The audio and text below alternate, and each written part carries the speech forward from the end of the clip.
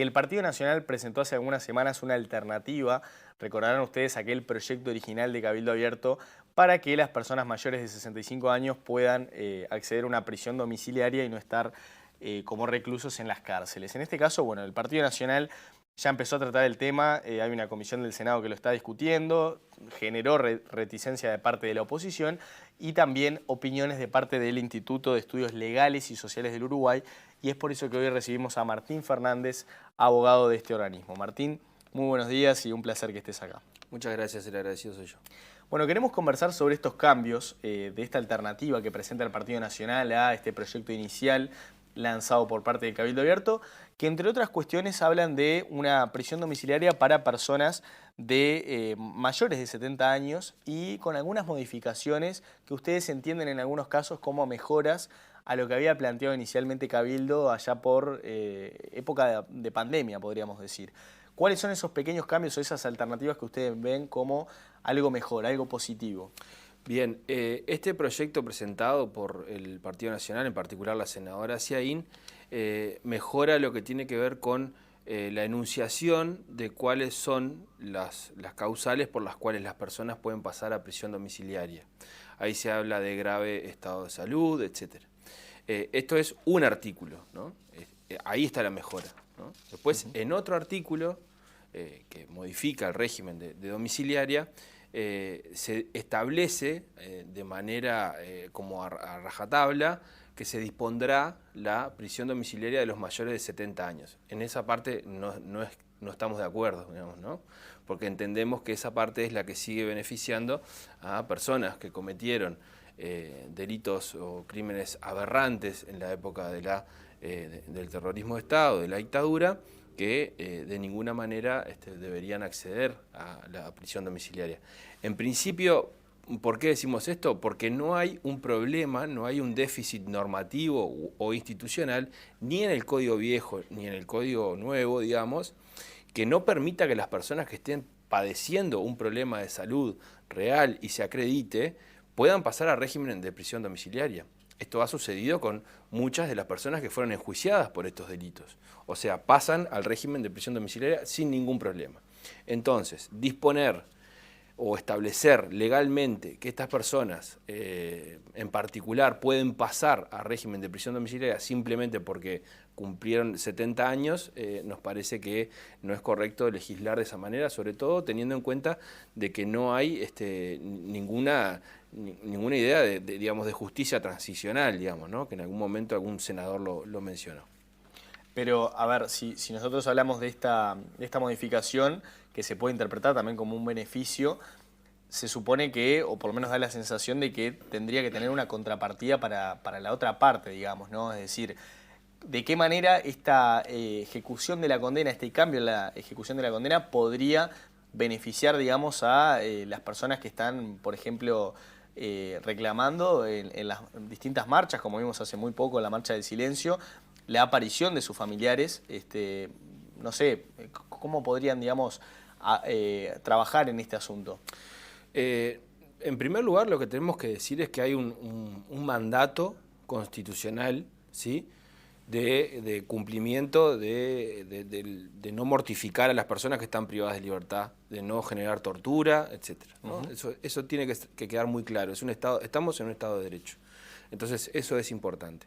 Si hay personas, aún que hayan cometido estos delitos y estos crímenes que estamos señalando, que están con un problema de salud que les impide estar privados de libertad, que pasen a prisión domiciliaria, y esto está acreditado, y se formuló un informe por parte del ITF, y se dijo por parte de un juez de que eso tiene que ser así, un fiscal también lo estableció, eso está bien, porque tienen que cumplirse el mandato constitucional. Las personas que denuncian la desaparición de sus familiares no están denunciando estos hechos para violar el Estado de Derecho, ¿no? Quieren que se reafirme el Estado de Derecho. Entonces, de ninguna manera esta idea de que no puedan pasar a prisión domiciliaria está en el interés de nadie, ¿sí? Pero esto tiene que estar acreditado, no por el mero hecho de cumplir 70 años pasar a domiciliaria. Sí. Con relación a lo que vos preguntabas muy correctamente, la idea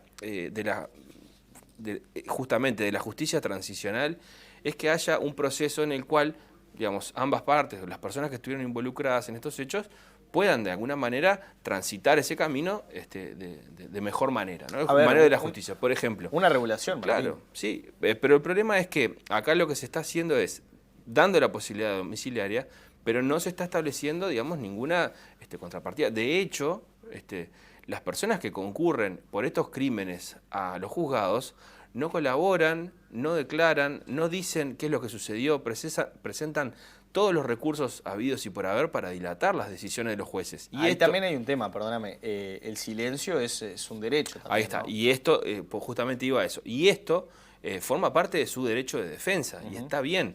La regulación del proceso, y es una garantía esencial en un Estado democrático de derecho, el deber de, o sea, el derecho de no autoincriminarse y no declarar en su contra.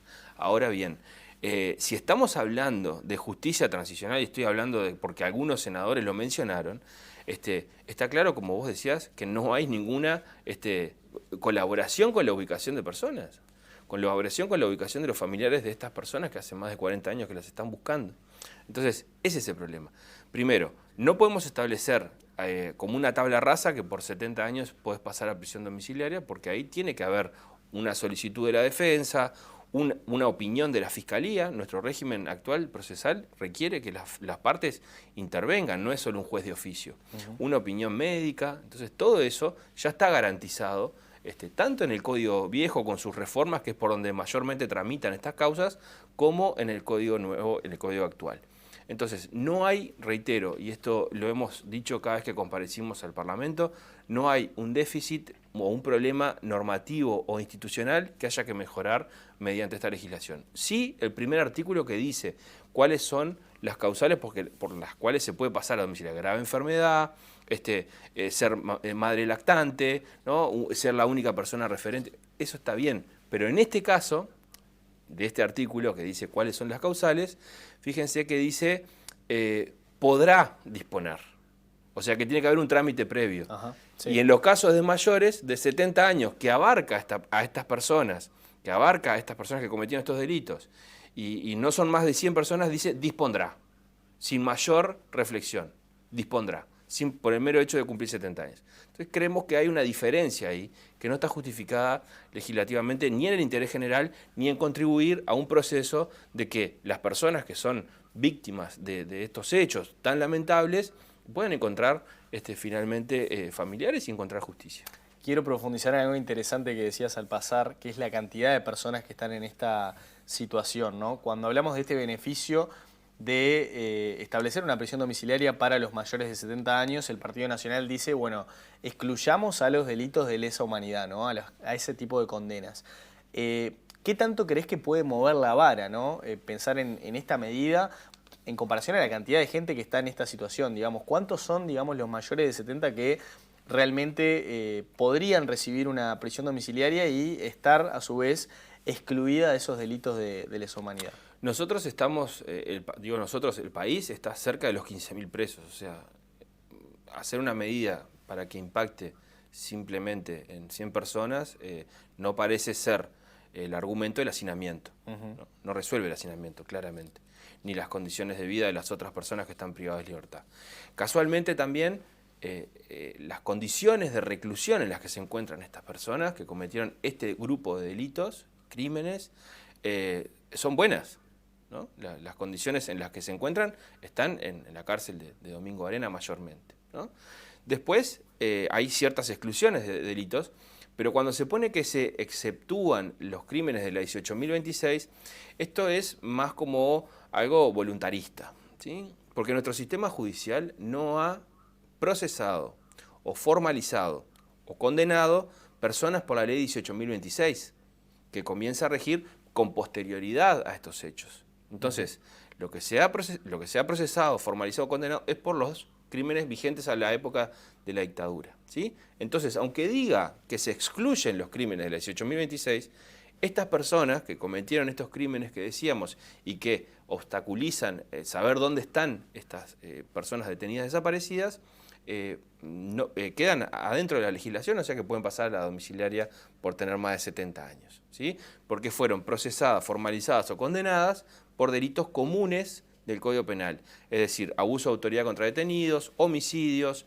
violación, secuestro, privación de libertad, etcétera, etcétera. Entonces, ahí no quedan excluidos con esta regulación. Bien, y desde el punto de vista del derecho internacional, digo, como hombre del derecho, por supuesto, te pregunto, ¿qué impacto crees que puede tener en un organismo, en distintas organizaciones que abordan estos temas? Lo que percibimos es que hay muchas veces como un doble discurso con relación al derecho internacional. Tanto el proyecto original como este proyecto hacen caudal de que en realidad es importante lo que dice el derecho internacional con relación a las personas privadas de libertad, etc.